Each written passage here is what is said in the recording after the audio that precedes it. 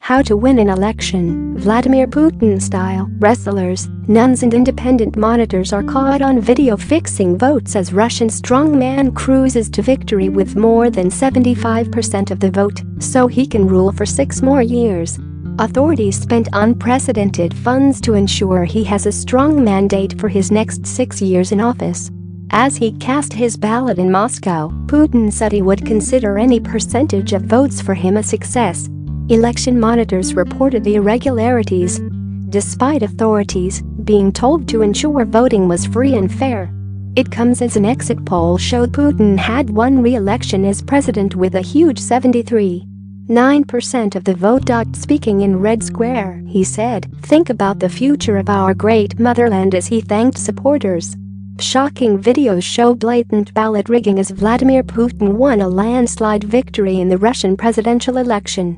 In the Moscow suburb of Lyubertsy, a stash of filled-in votes was put in the ballot box by an election official. Soon after, another official put more ballot papers in the box, all caught by CCTV cameras. The officials are supposed to guarantee the integrity of the election but are seen cheating. In another video from Dagestan, a man is seen filling the ballot box with completed voting slips as a woman election official stands guard. This is seen when polling station number 380 is empty. At another polling station number 1126 in the same region, a group of wrestlers created a commotion to block observers while a man stuffed the ballot box with completed votes. It comes as the Central Election Commission said Putin is on course to win the election with 75.9% of the vote after the majority of ballots were counted. Putin said his victory was a recognition of his work as leader over the last few years. He told a crowd of 30,000 people in the capital's Red Square that Russia has a great future ahead of it provided its people stayed united, adding, "Think about the future of our great motherland." Before leaving the stage to applause, he led the crowd in a chant of "Russia, Russia." Putin has promised to use his new term to beef up Russia's defenses against the West and to raise living standards.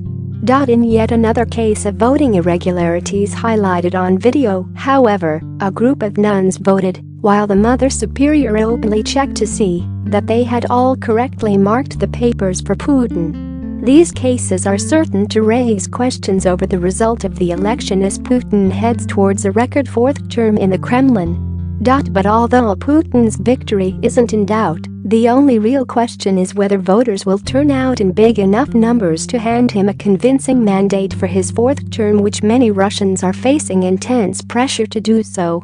Authorities have spent unprecedented funds to get out the vote to ensure he has a strong mandate for his next 6 years in office. Casting his ballot in Moscow, Putin said he would consider any percentage of votes of success.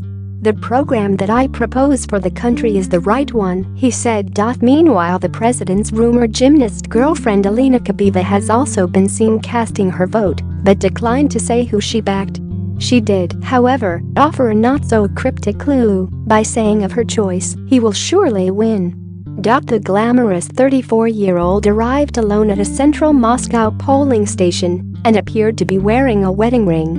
She gave her internal Russian passport to a female election official who gushed, "We are waiting for you, we are waiting for you, and you have not been coming," criticizing her for not voting in earlier municipal elections. Kabeva, 31 years younger than Putin, asked the official to remind me how to cast her ballot. Smiling, she placed her ballot in the voting machine before exiting the polling station. The Kremlin has constantly denied the Olympic gold medal winner as his secret first lady, but speculation about the former loyalist MP has persisted, including claims they have children together. Election monitors were reporting irregularities at voting stations across Russia, even though election authorities were under orders to ensure that the voting was free and fair after violations marred Putin's last election in 2012. Back then, Putin faced a serious opposition movement, but since then he has boosted his popularity thanks to Russian actions in Ukraine and Syria. Now, he faces 7 challengers, but no serious threat to his rule. Russia's Central Election Commission said its website was the target of an unsuccessful hacking attempt during Sunday's presidential election.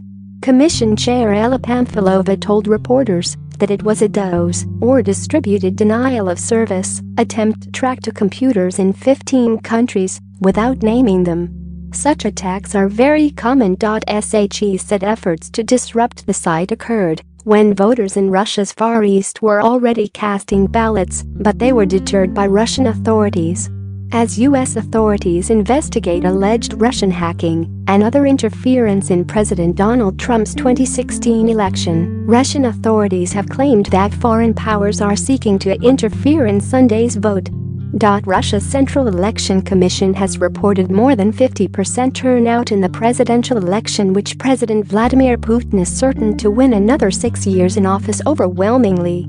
The commission said 51.9% of Russia's nearly 111 million eligible voters have cast ballots.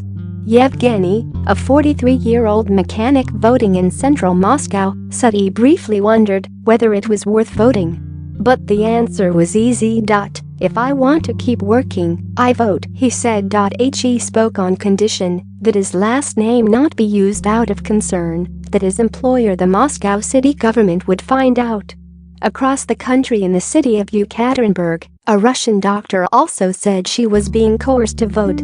She said she had not voted by midday. The chief of my unit called me and said I was the only one who hadn't voted, said the doctor, Ekaterina, who spoke on condition her last name not be used because she also feared repercussions. Yevgeny Roizman, the mayor of Yekaterinburg, said local officials and state employees all received orders from higher up to make sure the presidential vote turnout was over 60%. In Moscow, first-time voters were being given free tickets for pop concerts, and health authorities were offering free cancer screenings at some polling stations. Voters appeared to be turning out in larger numbers than in Russia's last presidential election in 2012, when Mr. Putin faced a serious opposition movement and violations like multiple voting, ballot stuffing and coercion marred the voting. Some 145,000 observers were monitoring the presidential vote, including 1,500 foreigners, and they and ordinary Russians reported hundreds of problems. When presidential candidate Ksenia Sobchak cast her ballot, she urged Putin's critics to come together and vote instead of boycotting.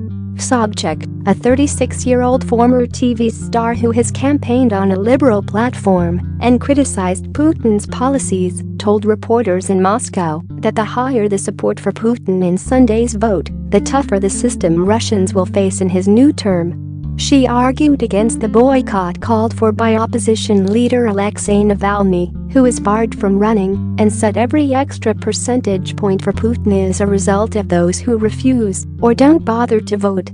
But some critics see Sobchak, the daughter of Putin's one-time patron, as a Kremlin project intended to add a democratic veneer to the vote, which she denies, and help split the ranks of Kremlin critics.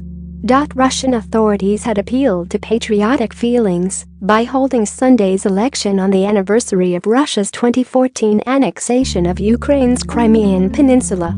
That insulted the Ukrainian government, which refused to let ordinary Russians vote, drawing angry protests from Russian officials.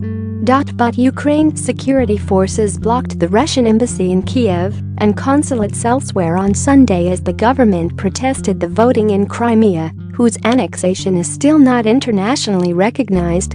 Ukrainian leaders are also angry over Russian support for separatists in eastern Ukraine, where fighting has killed at least 10,000 people since 2014.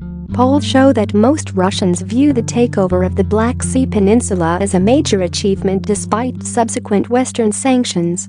Putin also revved up his popularity by taking on Islamic State extremists in Syria. Who am I voting for? Who else? Asked Putin's supporter Andrei Borisov, 70, a retired engineer in Moscow. The others, it's a circus. He expressed hope that Putin will continue to stand up to the United States and the West and will improve living standards at home. Ukrainian police are guarding the Russian embassy in Kiev and consular offices in Odessa and other cities.